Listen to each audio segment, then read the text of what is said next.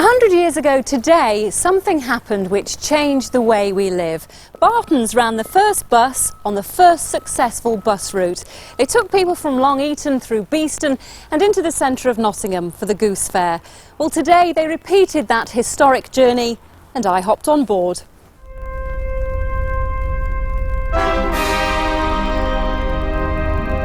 Its day has come again. 100 years ago today, this was the future. It was a bus which ran on Britain's first bus route. The red Barton's bus was a bit of an icon, bringing communities together, taking people far away, changing the way we live and work. And sometimes the journeys are emotional. No, every little squeak. Every little squeak. Thank you. Bartons reckon they were the first to succeed with a bus like this.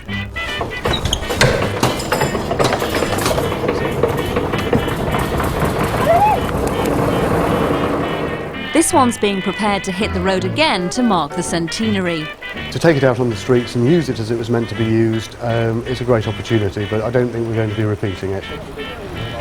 Now then, the plan today is that we're going to follow the original route that first Barton's bus went on exactly 100 years ago today, and we were going to be going on the old Daimler that you saw me starting up, but sadly she's not very well, so we won't be going on her today. But there are plenty of other vintage buses joining the route today, so let's get on board. Barton's was started by Simon's great-grandfather. After an attempt to do something similar down south, ended up with threats to throw him off the pier at Weston-super-Mare. That is a portrait of Thomas Henry Barton, and he was one of the pioneers of motorised public transport. It was an uncomfortable journey to success. This vehicle had side curtains that dropped down in the winter, and it had candles for lighting on the inside, but they moved on to acetylene lamps. But there is an unfortunate incident recorded where a lady's hat caught fire. To be honest, I'm quite glad that we've not gone on that old charabanc because it's a little bit exposed, and as you can see, it's not the best of days outside. This old 1960s bus has actually come all the way from Taunton to take part in today's relay. All aboard! That first bus route went through Chilwell. In the First World War, a high-explosive shell-filling factory was served by Bartons, who moved people and shells. In 1918, disaster struck. There was an explosion, nearly 400 casualties, over 130 dead. It remains Britain's biggest explosion. Everyone in this area heard that explosion. I think it was heard in the Vale of Belvoir. It was a colossal explosion, and they immediately sent any vehicles that they'd got down to the Chilwell Depot. They were met by a horrific scene of hundreds of people either dead or wounded, and the vehicles were used to carry the injured and presumably dead as well away from the site. After that war, everyone got in on the act of bus travel as ambulances returning from the front were turned into buses.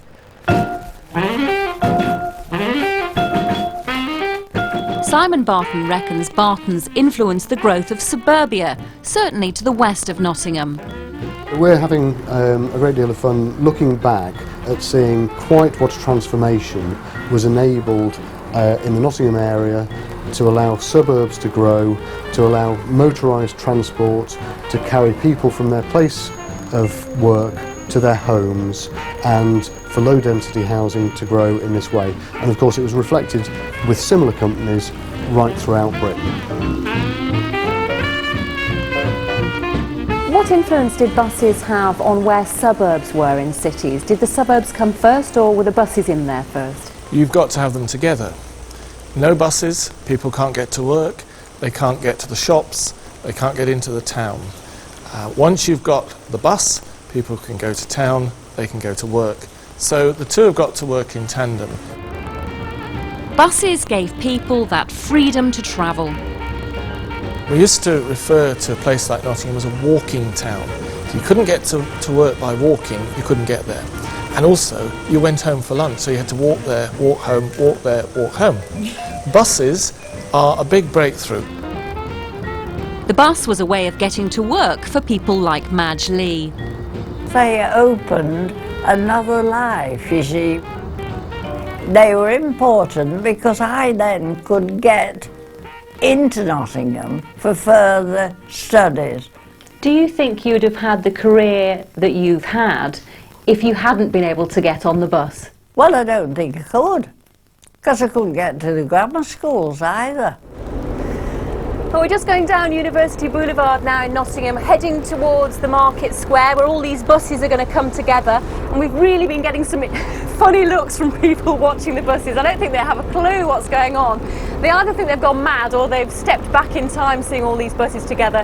Some people probably remember these. They're a little bit more luxurious than the last bus we were on, that's for sure. Let's go trekking! For thousands, buses also widened the horizons.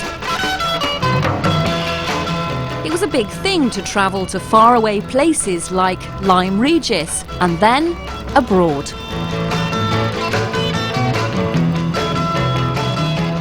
Road cruise programme for 1958, so that's 50 years ago. So let's have a look and see where they were going then. Switzerland and Paris, 13 days for £53. Italian and French Rivieras. The point being that these were luxury holidays at the time. There are 100 years of Barton's archives, memorabilia and incredible stories. The vehicle's gearbox had given up in all forward gears, and they, to bring it back to repair it here in Chilwell, reversed it all the way. From Skegness? From Skegness. Over 80 miles, isn't it? And the archive tells a history of the places and, more importantly, the people and how we used to live. That's certainly a shot taken from the bus station at Huntingdon Street in Nottingham. A lot of smiling faces. Every single person is wearing a hat, and it's just a lovely picture of old Nottingham. What brought the biggest change, in my estimation, was the bus.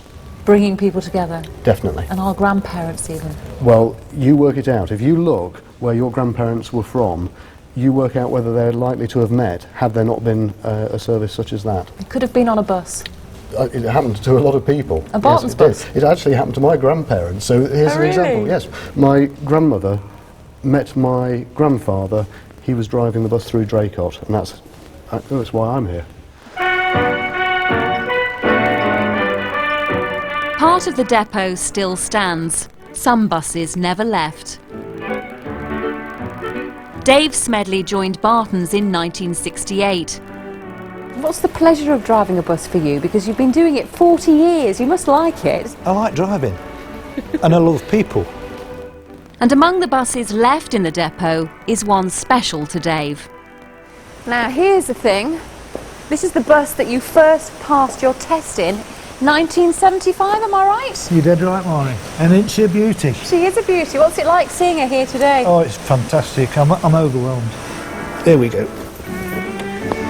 This is magic.